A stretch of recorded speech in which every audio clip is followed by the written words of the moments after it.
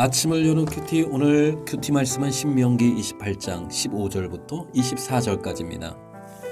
성경적 부모교실의 이기복 교수님은 사랑에 대해서 이렇게 말합니다. 참 사랑은 대상이 성장하고 발전하도록 돕는 가장 강력한 능력이다. 참 사랑은 자녀를 살리는 사랑, 회복시키는 사랑, 성장시키는 사랑, 자녀에게 생명을 주는 사랑이다.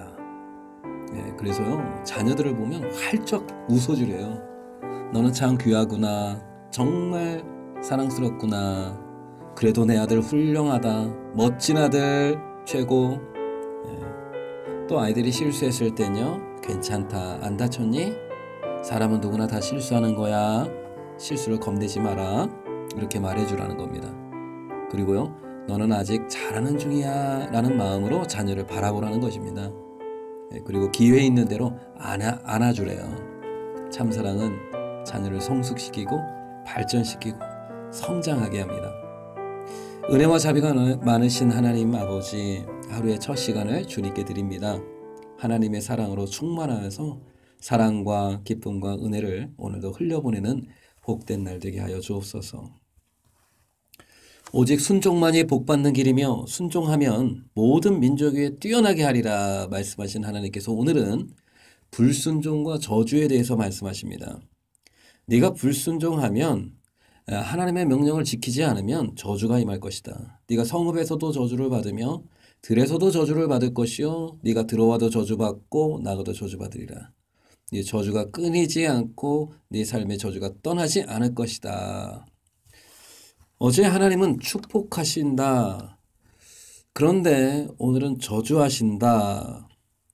1절에서부터 14절까지는 분명 하나님의 얼굴은 축복의 얼굴이셨잖아요. 그런데 오늘 15절부터는 하나님의 얼굴이 바뀐 겁니까? 우리가 아는 하나님은 은혜와 자비가 많으신 사랑의 하나님이신데요. 잘하면 축복, 못하면 채찍, 저주. 자칫 오해하면요, 우리가 마치 하나님의 비유를 맞춰야 하는 것처럼 느껴질 수 있습니다. 하나님의 심기를 불편하게 만들면 저주가 임하니까 가급적 순종해야 되겠구나, 무서워서라도 순종해야 되겠네. 만약에 이런 마음으로 오늘 말씀을 본다면 신명기 28장 말씀 오해하는 겁니다. 하나님을 오해하는 거예요. 우리가 당하는 수많은 재앙들, 불순종의 저주들이요, 22절 말씀 보니까 폐병과 열병과 염증, 학질, 한재, 풍재, 썩는 재앙 등 그런 재앙으로 너를 치리니, 여기서 중요한 건요, 이런 모든 재앙의 원인은 하나님이 아니라는 겁니다. 하나님이 아니라 우리의 죄악 때문이라는 겁니다. 우리 죄악의 결과예요. 죄악의 권세가 있습니다. 그건 뭐냐면 하나님의 은혜를 가로막는 흑암의 권세죠. 불순종과 탐욕, 이러한 죄악이 하나님으로부터 내려오는 은혜와 축복, 생명의 풍성함을 가로막는다는 겁니다.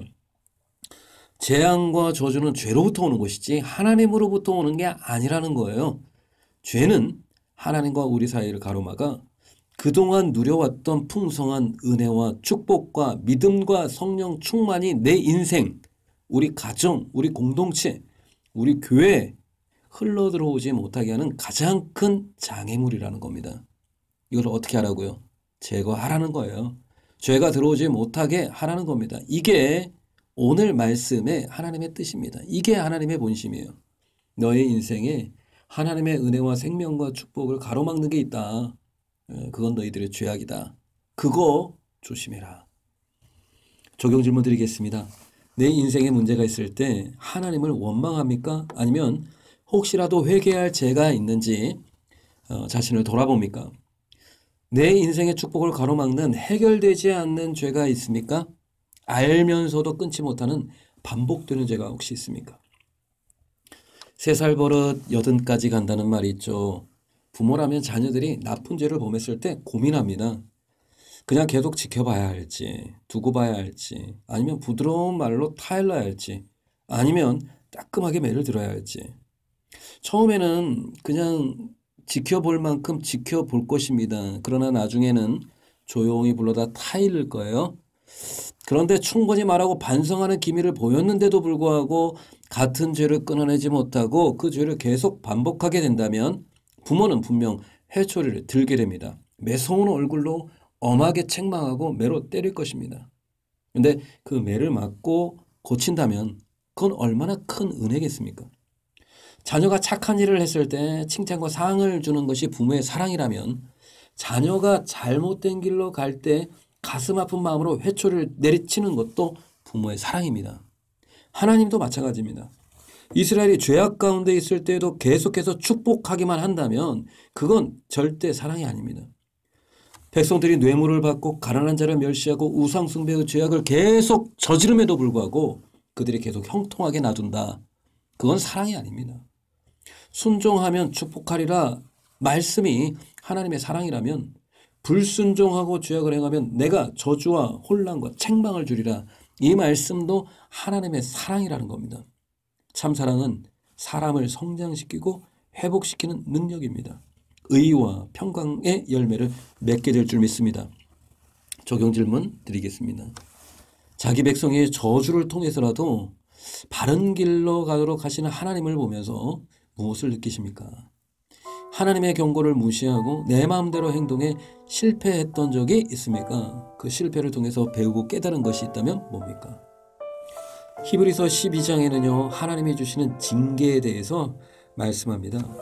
어찌 아버지로서 징계하지 않는 아들이 있겠느냐? 징계가 없다면 사생자여 친아들이 아니다. 하나님도 우리의 유익을 위해 그 자녀를 징계하신다. 왜요? 사랑하니까. 히브리서 말씀, 무릇 징계가 당시에는 즐거워 보이지 않고 슬퍼 보이나 후에 그로 말미암아 연단을 받은 자들은 의와 평강의 열매를 맺느니라. 아멘. 하나님은 우리를 사랑하시기 때문에 축복하시고 사랑하시기 때문에 우리를 징계하십니다. 그 좋으신 우리 하나님을 이 아침에도 찬양합니다. 은혜와 자비가 풍성하신 하나님, 우리가 범죄할지라도 주의 사랑과 긍휼과 자비를 잊지 마시고 의와 평강의 열매를 맺도록 우리 삶을 인도하여 주옵소서. 오늘 이 아침에도 순종을 배우고 순종을 훈련하고 순종을 위해 기도하는 복된 하루 되게 하여 주옵소서. 예수님의 이름으로 기도드립니다. 아멘.